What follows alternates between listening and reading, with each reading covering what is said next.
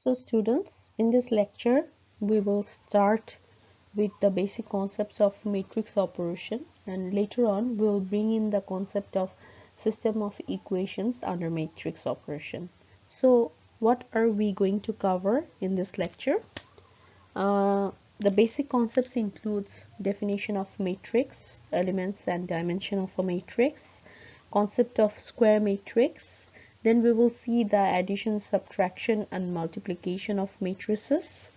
We will also look into what is a scalar and vector multiplication and what are the types of matrices.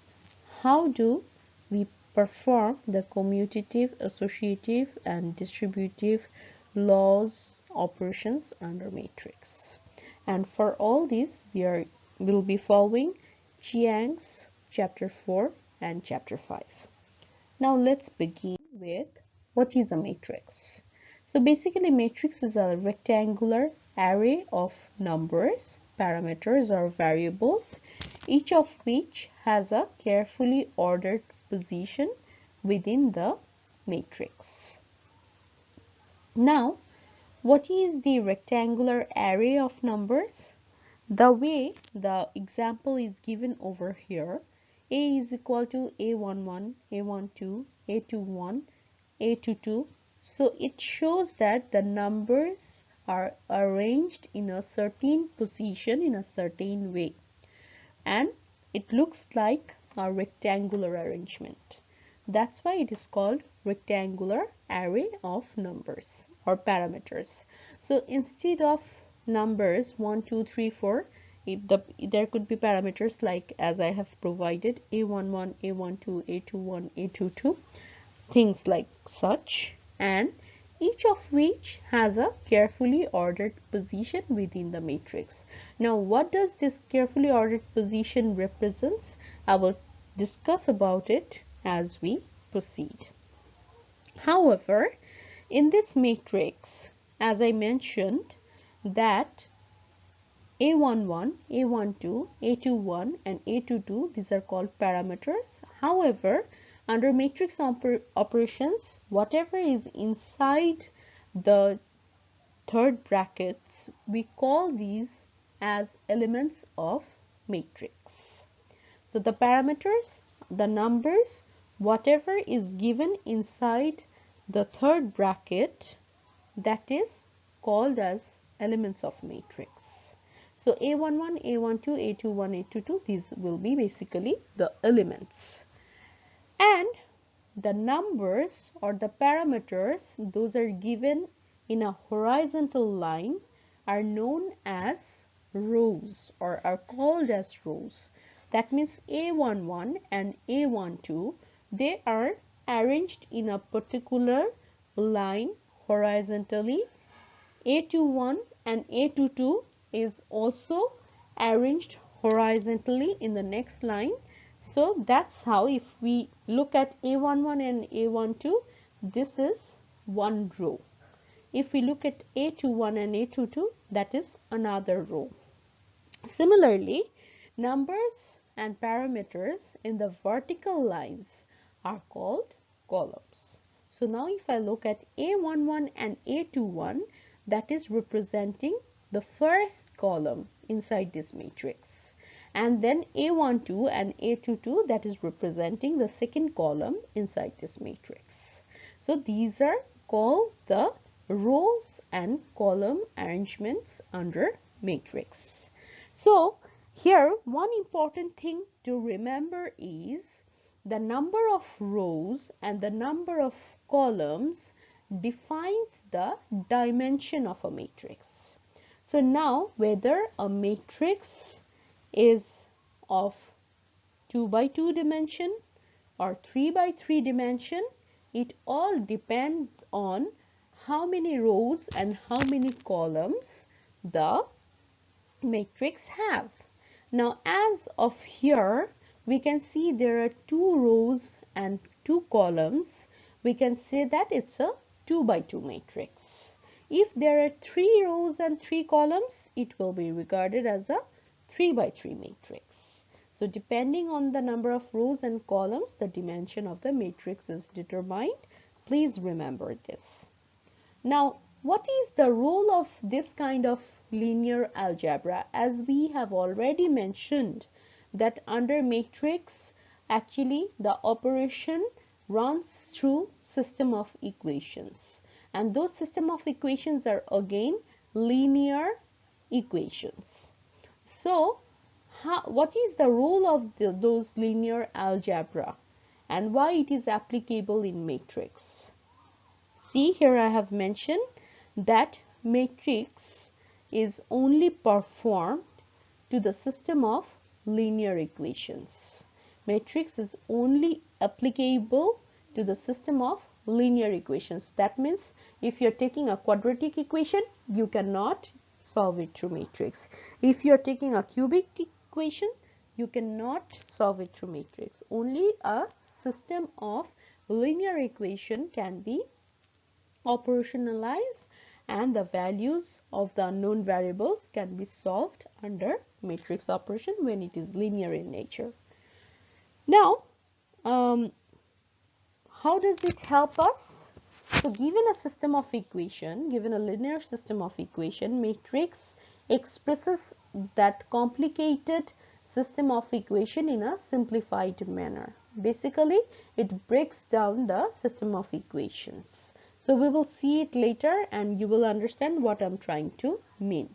Then it provides methods to determine whether solution to a particular problem exists or not.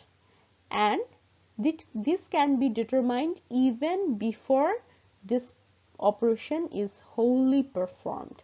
So matrix basically helps us to identify whether solution to a particular problem exists or not even before operationalizing or performing the whole steps of matrix operations. How? Again, I will mention about it later on. And thirdly, it provides the means of solving. So if after performing one or two steps we can understand that yes, solution to this particular problem exists, then matrix provides ways to solve for that whole system of equation. Now, based on the concepts that I have talked about regarding the dimension of a matrix, it can actually be connected through the concept of square matrix. Now there is a very strong term under matrix known as square matrix. What is a square matrix talking about? When the number of rows and the number of columns of a given matrix is exactly equal to each other, then this is known as a square matrix. Okay, so please remember that if you are asked that whether a particular matrix is a square matrix or not, straight away look at the number of rows and the number of columns, and then if you can see that the number of rows are exactly equal to the number of columns, then your answer is yes, it is also a square matrix.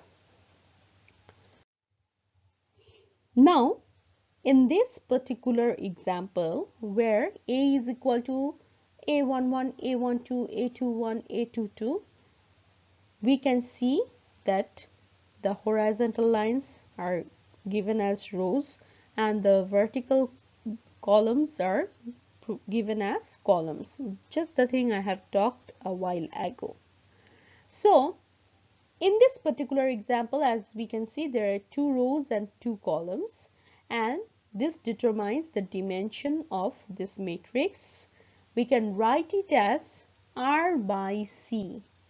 So please carefully see that I have at first written R and then I have written C. That means while you are asked to write the dimension of a matrix, at first you need to put the value of rows and then you need to put the value of columns. That means how many rows are there by how many columns are there. It is never like C by R. That won't determine the dimension. If you're looking for the dimension of a matrix, it has to be R by C, that means row by column. So this particular matrix, we can call it as a 2 by 2 matrix, as there are 2 rows and 2 columns. And this is also a square matrix, as the number of rows are equal to number of columns.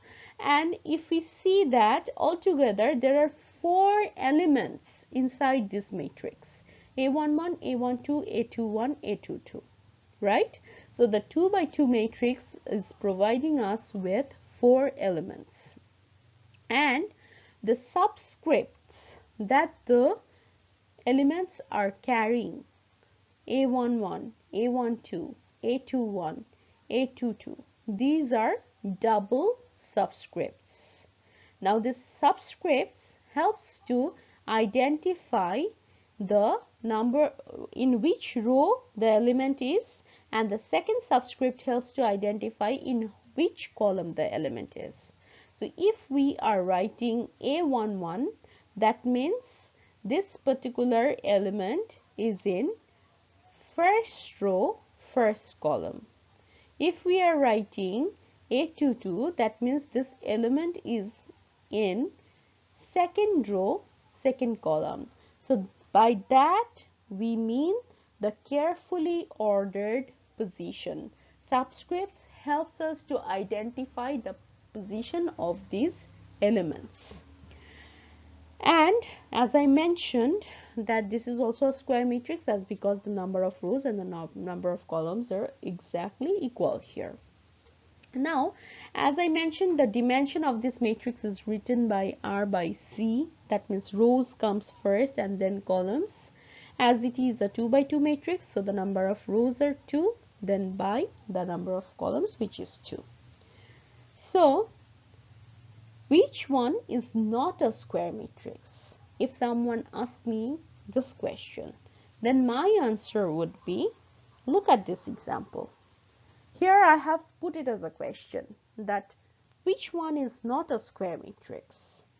So over here the matrix shows A is equal to A11, A12, A13, A21, A22, A23. So here the number of rows are 2, but the number of columns are 3. And if you write the dimension of this matrix, this will be R by C, which is equal to 2 by 3. So this is not a square matrix, as the number of rows and the number of columns are not equal to each other. So if you get such sort of examples, definitely this is not a square matrix.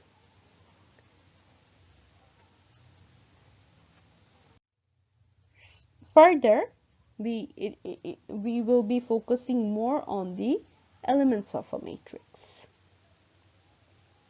So what does the elements of a matrix represents again?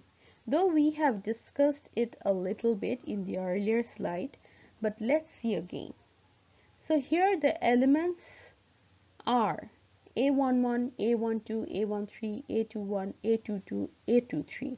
Now if I ask you what does A23 represents, then your answer should be the first subscript, that is 2, represent the row number, and the second subscript, which is 3, represents the column number.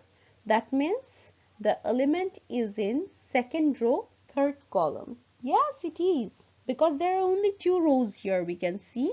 So A23 is in second row, but as there are 3 columns, 3 represents column number 3, so it is in second row, third column. So that's what the position of A23 is. Similarly, A11 is just in first row, first column. Okay, finally we will introduce the concept of vectors in matrix operation. Now the vectors are of 2 types: column vector and row vector. If the matrix consists of a single column such that the dimension is R by 1, why do I write R by 1? Because if I'm talking about dimension, at first row will come, then column will appear. So as there is no value of row given, that's why we put R. But here I have mentioned a single column. Single column means one column. So that's why I write R by 1. If this is the scenario where whatever the number of row is, but there is just one column, then it is regarded as a column vector in matrix. So look at this example. A is equal to A11, A21. So there are two rows but only one column. Okay, and the dimension is 2 by 1 now based on this example, because two rows, one column, and this is a column vector. If we look at row vector, then if the matrix is consist of a single row such that its dimension is 1 by C. Why the dimension is 1 by C? Because it is actually R by C, and we have said single row means one particular row. So 1 into C, if this is the formation, then it is regarded as a row vector in a matrix. And A is equal to A11, A12. What does it represent? There is only one row, but there are two columns. In this way, if there is only one row, but there are numerous columns, doesn't matter. It is then regarded as a row matrix. In this particular example, the dimension is 1 by 2 because one column, one row, but there are two columns. Hopefully you have understood these simple concepts that I have covered so far. Now in the next video we will be looking at the matrix addition, subtraction, multiplication, and lots of other things.